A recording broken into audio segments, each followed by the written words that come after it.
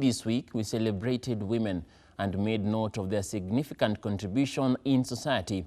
And as we come to the end of the week, we sum it up by noting a lady who stands out among many, reaping waves in a trade of automotive engineering that has a stereotypical design of aligning with the male gender. However, Edwina Akinyi Awor does not subscribe to that narrative as a proud mechanic, breaking the stereotype. It is a normal workday for Edwina Akinyi Awor. With her navy blue overall and armed with her tools, she is in her element, sliding under the vehicles to give a precise diagnosis in her trade of choice. Kwa majina naitwa Edwina Akinyi Awor, but hapa nimejulikana kama Bani ama Njeri. Njeri si jina yangu, hiyo Njeri nilipewa na Guka. Kuna Guka tunafanyanga na yeye hapa. Sasa ni ngumu kushika jina ya mtu. Sisi ile jina nyatakumbuka na takuita nayo. Akazoea kuniita Njeri nikazoea. Sasa hivyo ndivyo naitangwa huko Njeri. She is meticulous in all she does, and without giving her a keen look, you would be forgiven to mistake her for another guy in the garage, as it is one of those jobs that is stereotypically male-dominated. But she has distinctly stood out, with her work being the stamp of her authority as a qualified mechanic. Because I had passion in cars. Sasa nilitaka kujua more about magari. Nikasema hiyo ndo kazi nataka kufanya, nikaenda kufanya automotive engineering. But hata nikienda kuifanya, my dad was not into it. Kila mtu alikuwa amekata nisifanye hiyo ya automotive. Nikuje nifanye kama labda ya wiring ama hiyo ingine.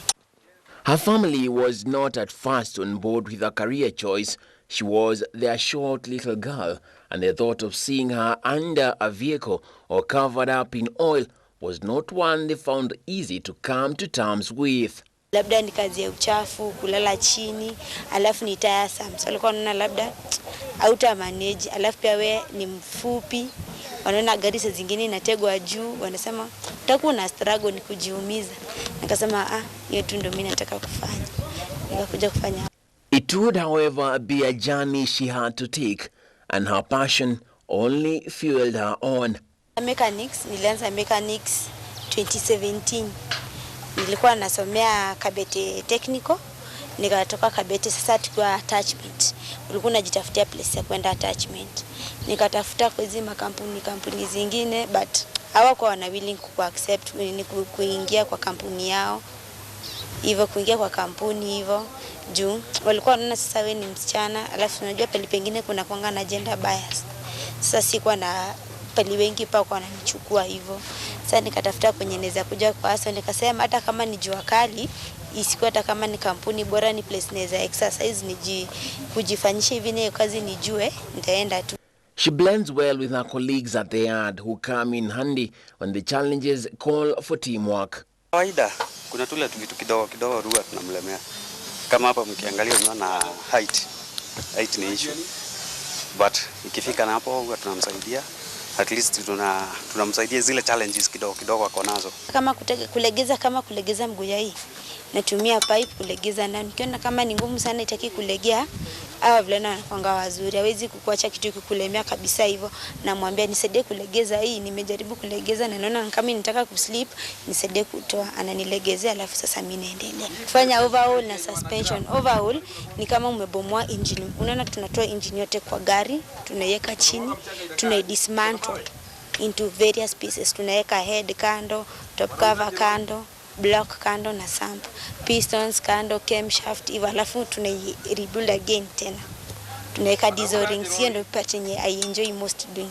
Despite the way she lightens up when talking about cars, and not in their elegance but in the mechanics, which are Greek to many, Awor insists that she does all any other lady would do as she shows off her beautiful dreadlocks. Sasa ndio zisipate vumbi, huwa na nini?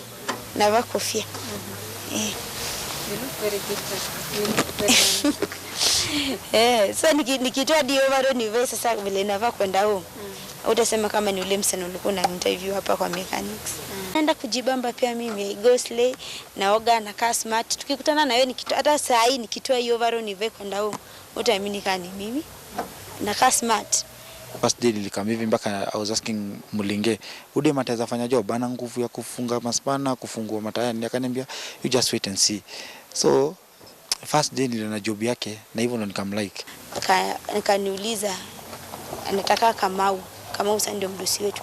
Nikamwambia Kamau hajafika bado, lakini ako kwa njia anakuja, unataka usaidiwe aje? Akaniambia gari yake inataka ifanywe service. Nikamwambia it's okay, wewe paka hapa nipigie Kamau alafu niendeleange, atakuja penye nimefikia tutaendelea. Akaniambia uko sure? Nikamwambia nikapigia Kamau. Nikamwambia Kamau kuna gari ya field day imekuja inataka service na nimemwambia kwenye park nimuendelee. Akaniambia sawa wewe endelea ufanya. Akaniuliza Kamau amekwambia aje? Ameniambia niendelee kufanya gari yako service. Anakuja akisema hapana. Akasema wewe hujui kazi. Hapana. You are supposed to be in school. Akasema hapana. Nilisikia vibaya. Akasema tu unajua hizi kataa, kama imeshakataa ishakataa. Najua kawaida ya Kenya tuko hivyo. Most of us tuna judge mtu bila hata kujua chenye anaweza fanya. Hata hujampea chance. But the moment wameona amefanya kazi nzuri, they congratulate her. Wanaume wengi huwa tumechukua gari ni kama mtoi. Na wanaume wengi sitakudanganya, mimi nawachomea. Wanaume wengi huwa wanapenda gari yao kushinda demu. While some customers still question her abilities on, in quotes, a man's job, others have learned not to look at the cover and assume to have knowledge of the book. Ako poa, trust me you. Unidembaka nilikamigina V8 hapa akaishughulikia, sasa ndo hapo nikamtrust kabisa. It has not always been rosy. As she narrates, she has met some rough parts in her course of passion. Many times, kwanza saa zingine nilifeel vibaya kabisa hadi nikasema mimi sitaki kuendelea na hii kazi, niache. Niliaccused nimeiba shocks za gari. Na hiyo gari etijaenda, gari bado tumetega, ilikuwa inapigwa bado rangi. Sasa vile unaweza toa vitu zote za gari alafu uweke pali pamoja. Tukaziweka pali pamoja zote vizuri, mtu akakuja nyuma yetu akazibeba. The fact that women can do their own things without the help of man is something that is a foreign concept to some, despite them constituting a sizable 50.5% of the population, according to the 2019 census, as well as 50.2% of the total working population, according to recent data from the Kenya National Bureau of Statistics. Say that msichana. Hiyo ndio kitu after kuna kitu kama hii nikasema si dharau msichana. Women are a critical national asset with tremendous potential to shape, to influence and contribute to all spheres of national development. We don't want to compete with men, we just want our space, to be given our space as the women of the Republic of Kenya. Cars remain a prize-coveted possession in Kenya, with an average of 2 million units being registered in the last decade. With Kenyan roads receiving a facelift, a growth has also been noted in the number of vehicles imported into the nation. The roads of the capital city, Nairobi, are a host to a multitude of activity, with a stream of vehicles that fund different sectors of the economy. And of course, 1 or 2 repairs are necessary, apart from the twitches on the machines, creating a space for such garages within the informal sector that make sure optimum performance is attained. To own my own garage. Kama hata si garage like place by engineer. Ya kufanya watu nini skimming, disrefacing, hivyo. Kufanya press work like one place yangu yenye saa I say this is my own. In Kenya, the imperative to encourage more women to participate fully in the economy is anchored in the Constitution.